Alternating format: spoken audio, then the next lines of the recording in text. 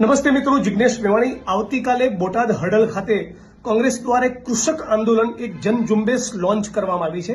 આપ તમામ લોકોને મોટી સંખ્યામાં ઉપસ્થિત રહેવા માટે વિનંતી કરું છું। આપણે જોયું છે ગુજરાતમાં છેલ્લે જે પ્રકારનો વિકાસ થયો છે 20-25 વર્ષમાં, એમાં ખેડૂત, ગામડા અને ખેતીનું ખુરદો બોલાવી દેવામાં આવ્યો છે। કોંગ્રેસ પાર્ટીની નીતિ છે કે ઇન્ડસ્ટ્રીયલ ડેવલપમેન્ટ, ઔદ્યોગિક વિકાસ પણ થવો જોઈએ અને ખેતીના ક્ષેત્રમાં પણ ઉન્નતિ થવી જોઈએ, તો ઉદ્યોગપતિ અને ખેડૂત વર્ગ બંનેનું વચ્ચે એક બેલેન્સ જળવાય।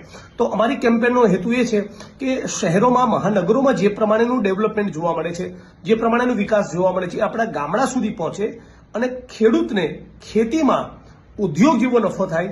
અનેક નવા પ્રકારની કૃષિ નીતિ ગુજરાતમાં બને, નવી આર્થિક નીતિ બને, એ મુદ્દે કૃષક આંદોલન ગુજરાતમાં લોન્ચ કરી છે।